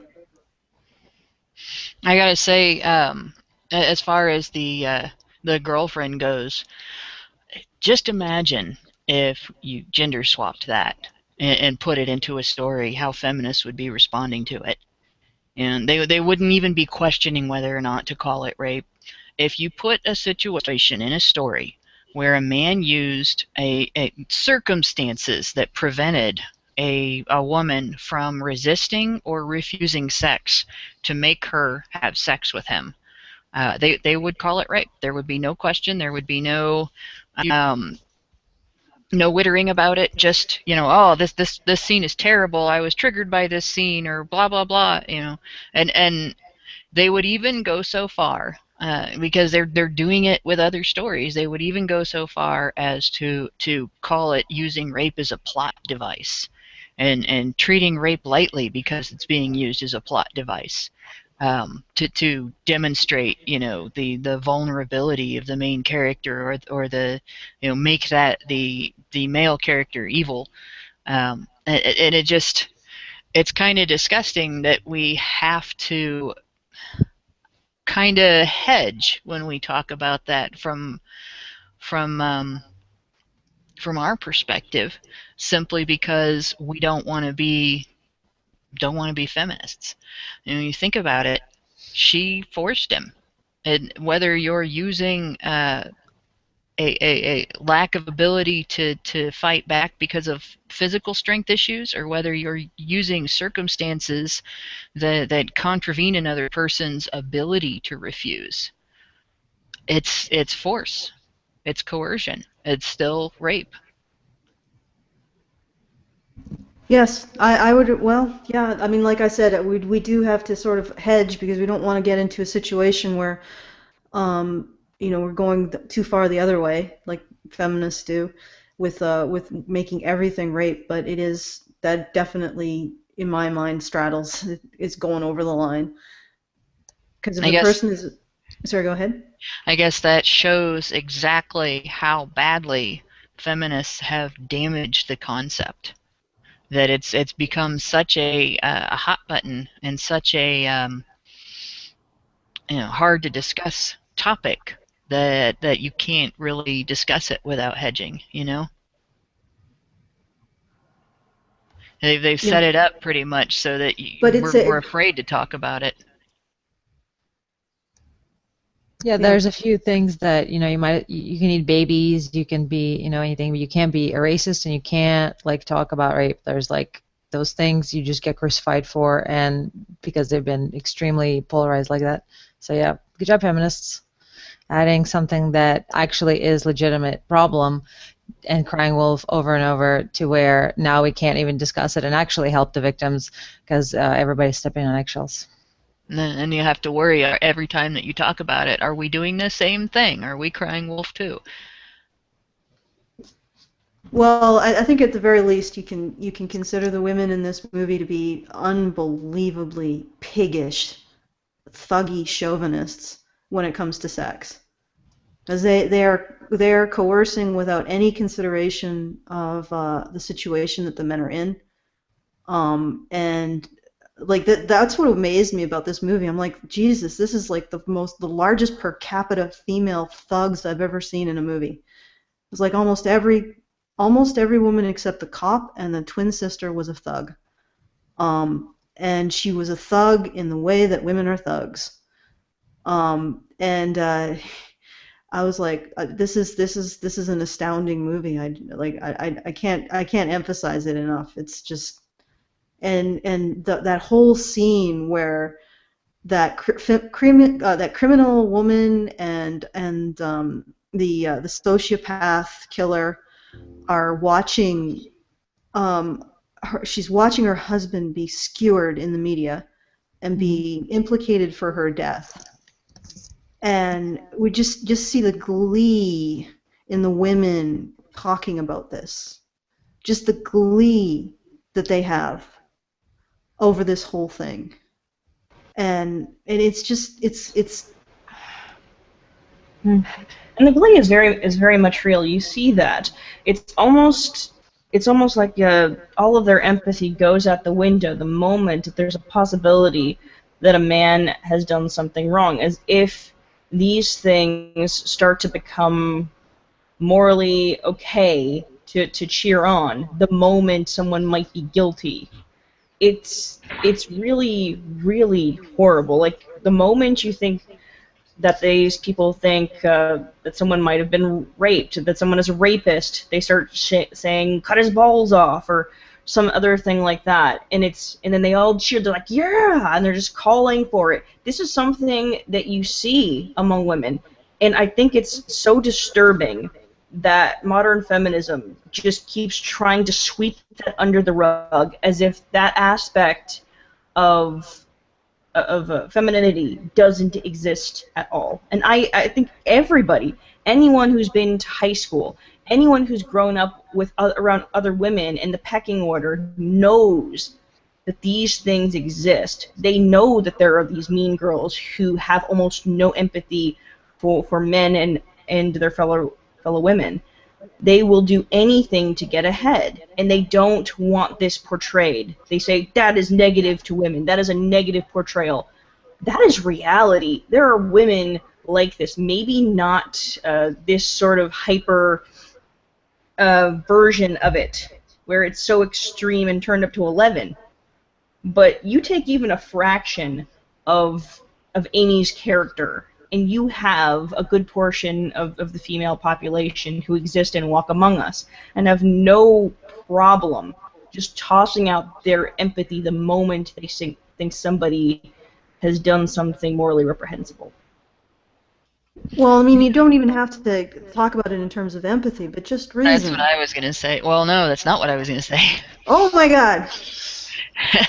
What I was going to say is they don't even have to be perceived as doing anything wrong.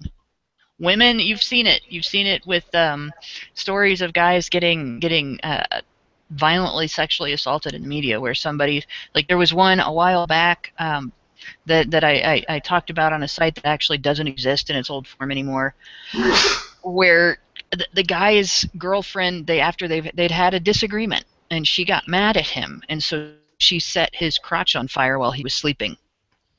And everybody thought it was hilarious. And there were women that were like, well, that'll teach him to argue with her. Well, he hadn't actually done anything wrong. They just had a disagreement. And there was the woman that Ozzy Osbourne's wife was laughing about his dick being cut off and put in a garbage disposal. Was he accused of having done something wrong? I can't remember that one. He wanted a divorce. Oh, he wanted a divorce. And see, now that's not morally reprehensible. That's a common behavior. Well, ever since Loretta Bobbitt has been pretty much desensitized to all types of mutilation towards men. Oh, it was desensitized before then. Justified. Well, probably. But that's just it. Women celebrate that. There's a lot of women out there that will celebrate. Oh, well, it's a girl getting a little of her own back. And this story isn't even any different. This guy, it doesn't matter what kind of guy he is. The main character does not have to be, in a story like this, does not have to be flawed for it to be perfectly acceptable for this girl to behave this way. He just has to have a penis. He just has to be male. That's the flaw. That's the character flaw as far as feminists are concerned. And there are feminists out there that are treating this story as a story of a girl whose life was controlled by everyone but herself, and she's now getting it back, when she just simply let things happen to her and went along with things and was dissatisfied with the result. So it really is not about whether the guy is perceived as having done something wrong. It's about whether or not the woman is perceived as having as much control as she thinks she wants. Okay. Here's my question for all the women who think that laughing about and enjoying the genital mutilation of men is getting theirs back. Do they really believe there was a time when men celebrated the genital mutilation of women? And let's even looking at Middle Eastern cultures, it's often the fathers who don't want their daughters. The African cultures, it's often the fathers that don't want their daughters mutilated.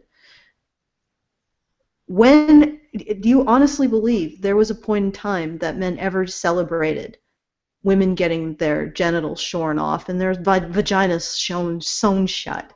Like, seriously, do you believe that there was some sort of glorious patriarchal golden age when men celebrated that? Because I can tell you right now, there never was. You're not getting anything back. You're just being a fucking thug. Wow, silence. No, I mean, what am I going to add? And they are being thugs. They absolutely are. Yeah, if you don't have anything, I do.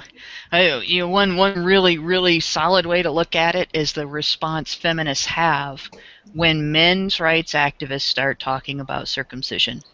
And they have to bring up female circumcision, which I'm referring to as female circumcision just to piss them off, because they object to referring to male circumcision as male genital mutilation. It is not allowed to be treated equally in discussion. And it doesn't matter what type you're referring to. It doesn't matter what degree you're referring to.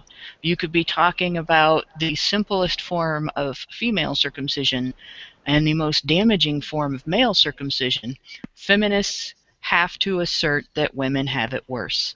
And to counter discussion on male circumcision, feminists in the United States with fully intact genitals that have never been damaged by anything will proxy victim the hell out of African women who have experienced it in order to shut down discussion among men who are upset about what has been done to them, and not let them have even a moment to talk about whether their bodily autonomy and their bodily integrity is just as much a human right as a woman's. And they skip over the African men who also experience similar operations with similar Stone Age tools, In fact, some African men have experienced some incredibly barbaric things, where we refer to just circumcision, just what you would think of as ordinary circumcision, which is something that nobody should ever think of as ordinary, because we are talking about cutting off part of the genitals of an infant. But just that is bad enough. what happens in some areas is absolutely, I don't know if I should even talk about it on the air or describe it on the air, but it's brutal. And if you start looking up extreme forms of circumcision in third world countries, you will Well, I mean, find things that will make you sick. it includes cutting off all of the genitals. It You includes know, cutting off all the genitals. It includes cutting through the genitals. It includes leaving them completely flayed. It is the amount of pain that it must involve is just incredible and horrible. And of course, And we would yet, never do that in the West or laugh about it on television. of course, that's exactly what we frickin' all but do, because we're yeah, just hideous people too. But I wanted to add something to what you said, Hannah. Not only do they not care about the African men who are also being genitally mutilated, they are using and abusing the women who have experienced this genital, I'll call it genital cutting and genital mutilation, because they are advancing beliefs about women's sexuality who have undergone genital mutilation, genital cutting, that are incorrect.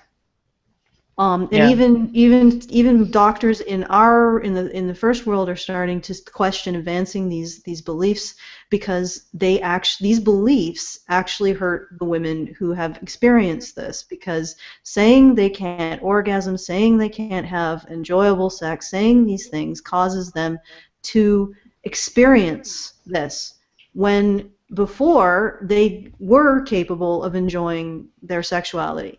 Insofar as that, men who are also genitally mutilated are capable of enjoying their sexuality as well. Advancing this idea that their sexuality ceases is harmful to them. yeah. Now, that's not to say that this should be continued, but these myths about the idea that women's sexuality ends, that their pleasure ends because of circumcision, is actually wrong. There's also been some evidence of the possibility of, if we're talking about clitoral cutting, that it actually reroutes if done early enough, that it reroutes the nerves to the vagina, allowing for more vaginal orgasms. So I'm kind of on the fence of the whole thing, and steering clear of not judging another culture or letting them do their thing, and we have our own problems to worry about. So Yeah, Well, well, my whole point here, though, is that the difference between the feminist attitude towards women's bodies and damage to women's bodies and women's suffering is completely just different than their attitude towards men's bodies, damage to men's bodies, and men's suffering. And this is why so many of them have, with this book and this movie, so many of them have treated it instead of as a horror story about a dangerous sociopath who damages the lives of everyone around her and puts her husband through hell, puts her family through hell, wastes the resources of the police, forces people to spend all kinds of money, and kills somebody. Not to mention, as an earlier part of the plot, that she had put somebody on a criminal list, on the sex offender list. They're treating this as a female victory, a woman getting her own back. That the idea that women's suffering and women's experiences are apparently so much more relevant than those of men, that it's okay for her to do all that damage and all that harm just because she feels bad. That is feminism in a nutshell right there. yeah. Oops. Rachel. The thing I wanted to bring up, though, just mildly, is the thing I had a problem with is, and that I continue to have an issue with in regards to things like female genital cutting, is people have a tendency to blame it entirely on men and male expectations of what genitals should look like and things like that. But really, it is the women who keep it up. I mean, you have an account by Ayan Hershey Ali, who talks about that her father didn't want her cut at all. Simply didn't want it done. And then the moment he was away, her grandmother, I think her mother... Oh, shit, I think we lost Rachel again. This is something you hear Okay, Rachel, you're cutting in and out. time and again, though. Yeah, I yeah, am? no, yeah, you are cutting your, but the point is taken. This female genital mutilation is mostly driven by women Female in the sex countries symbol. where it's practiced. And actually, this ties into the point I wanted to make. Um, Amy's mother, there's actually a very strong hint that she is probably the reason why Amy is the way she is. Because remember the scene where Amy's mother is pissed off at Nick because he's getting more attention than her during um, um, Amy. a statewide manhunt for potentially her daughter's body. And she is worried about the attention she's getting. Not to mention that she took $1 million from her daughter. Unless that was that a lie? Is that how she got all that money, or did she actually give her parents $1 million? Because that's kind of her Well, mother's failing that's business. sketchy. That So for her might mother's death, she was like, "Hey, give me your trust fund because I need it now." Indian giver Yeah. situation. And I think that we're kind of left to wonder. How much was lies?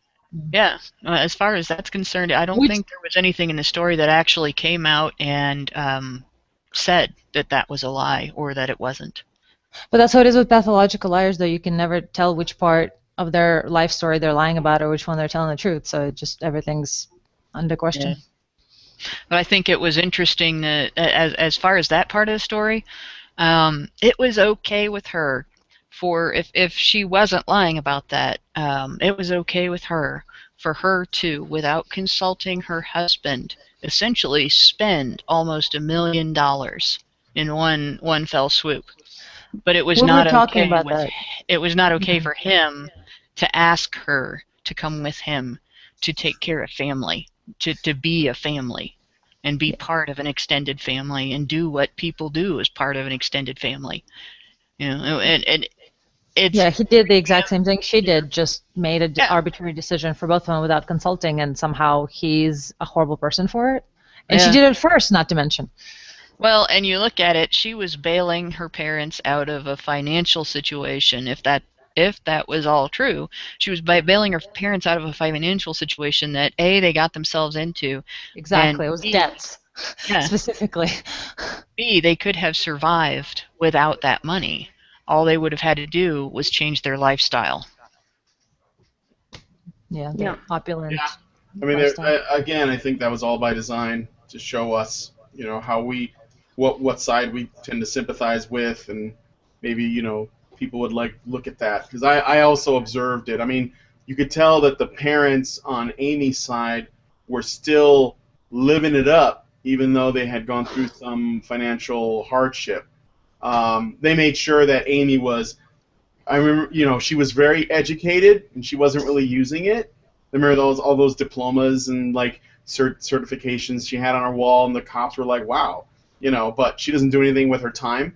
One of the things that I also wanted to notice or bring up is how Amy uses the women in her circle as much as the men. She befriends a neighbor specifically so that she can frame Nick later on for it.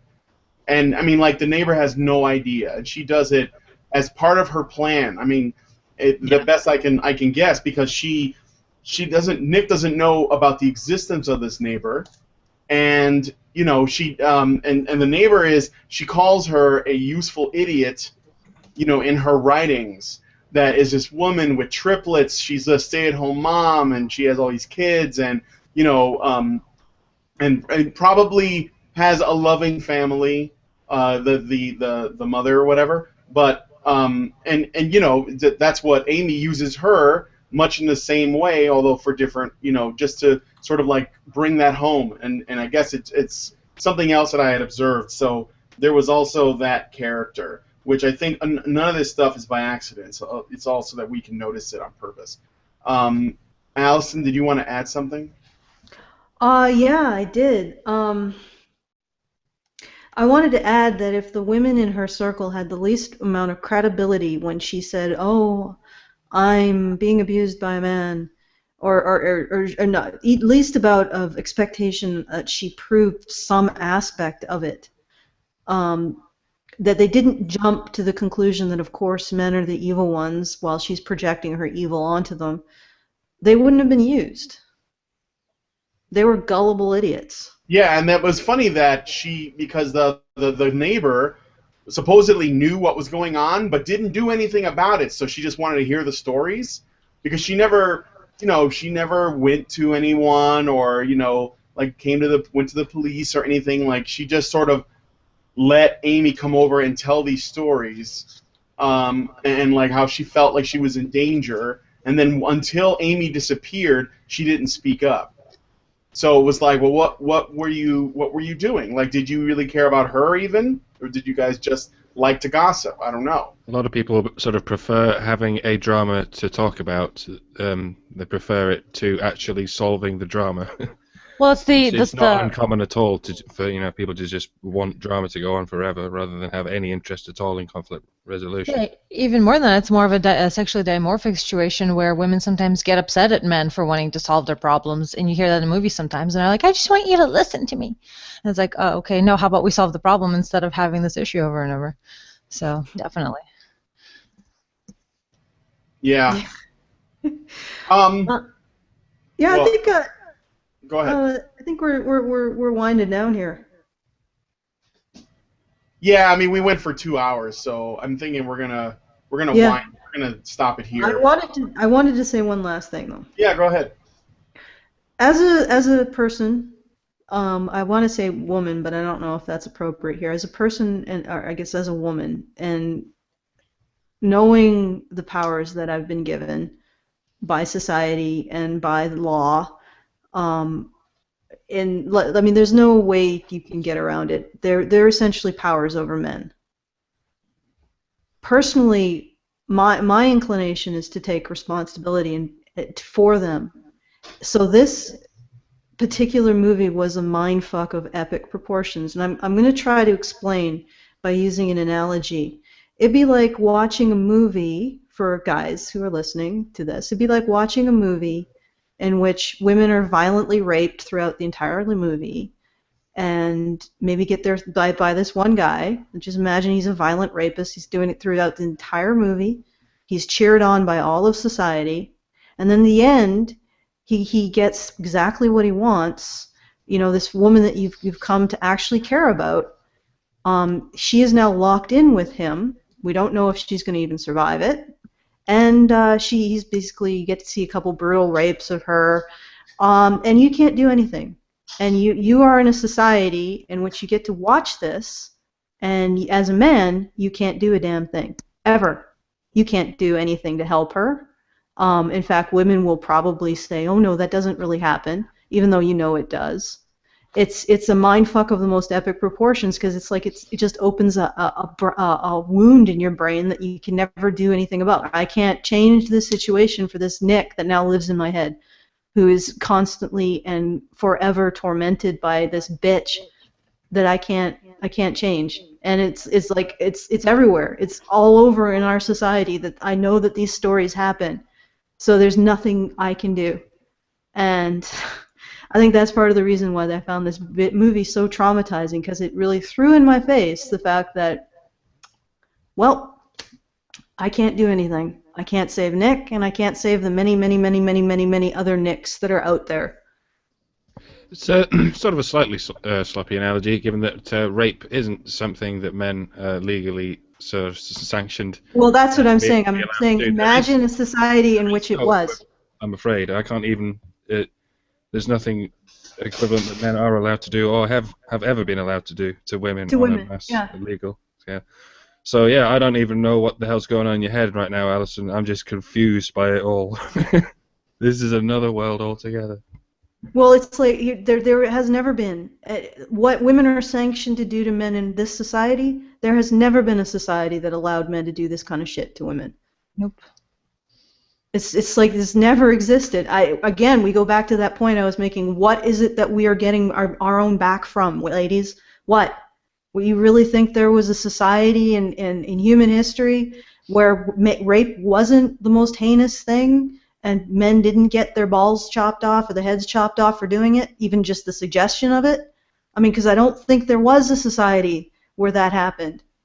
This is it. This is the apiosis or whatever the hell the depths. even if there had been, and I agree that there was not, but even if there had been, even if 100 years ago it was okay for men to just run around willy-nilly raping women, running through the streets, beating them with big sticks and all that crap, if that was true, it does not justify women of today doing terrible things to men of today, because the men of today didn't do it. They're not guilty. So it doesn't, even if you want to claim that women were oppressed 100 years ago, or 500 years ago, or 50 years ago, it still doesn't justify doing terrible things to men Yeah, why today. continue the cycle of abuse and do the exact same thing to others that was done to you? That's like the opposite of what you should be doing as a survivor of abuse. Christians have been pretty nasty to atheists over the centuries, and I'm not going to go around butchering them anytime soon. Yeah, just stop it. I hate that phrase, getting your own. You never get your own. And you never get the right person. So just fucking don't do it. Just... Allison's in berserker mode now. I'm not in berserk. I'm like... channeling Karen. It's kind of like a cross Ramsarking. think of it as a cross between pay it forward and the buck stops here. How about the violence stops here? Yeah. No, there's no fucking excuse for this. There is no excuse for this, for revenge. You're right, Hannah, even if there was a situation where was a society way back whenever that, men were protected against being raped by women, but women were not protected against being raped by men, and all of that shit. Even if there was a society like that, there's no reason to recreate the opposite now. Revenge is a shit. This is a shit game. And the violence stops here. The hate stops here. Yeah. Especially when the revenge is for acts that haven't taken place, because that, to remind you, is just fucking thuggery. Yeah. Mm-hmm. It's just an excuse. Okay, well, I found this particular episode to be very emotionally draining. Yeah. But it was a really good. I had enjoyed myself a great deal. I'm glad that you guys came to join us. Also, there's another movie that I want to plug real quick, if you guys can. You should check out another film called The Hunt, starring Mads Mikkelsen. It's along the same lines. Very cool flick. So it's on Netflix. You should check it out. But maybe we'll talk about that another time. So until then, I don't know. Do we need to send anyone to any pages or? Well, I guess we could thank our patrons and invite other people who enjoy our podcasts to patron us, because we do actually do the things. We do yes, the thing. we do. To do the things that we do need you also to help us. Wow, can I get any do more your awkward thing with that? so we can do our thing. Yeah. So if you enjoy this show and you want us to be able to continue, and you want us to be able to expand our offerings and our production, please, that's how we roll here. You give us more resource, we create more shows. Mm-hmm. I know it's really radical. It's a radical idea, but we're radicals here. We have this idea that. Yeah. Anyway, so anyway, if you want to see more of this happen, you want more of our voices, do patron us. It's www.patreon.com/honeybadgerradio, and yeah, we could use your help so we can rant more about these issues. Okay, Yeah. Brian. Yeah, because we're women, we're allowed. Otherwise, the feminists win. Yeah, otherwise the feminism. Actually, otherwise the gynocentrism would. I wanted to actually point this out. A lot of this stuff is stuff that any women who even don't identify as feminists laugh at the genital mutilation of men. They don't think that men can be raped. They don't consider male domestic violence to be of any real concern. It's like everything they think it's all solved by men are just brutes, right? Anyway. We might as well call it know. terrorism, Knowing is half actually. the battle. Knowing's half the battle. You can't say culture without saying cult. Oh my God! Yes, Love it. yes, Brian. High five, Brian. No, Yeah. all right. Well, I guess we're just gonna tune out until next week. Don't be a nice guy. Be a good guy. Okay.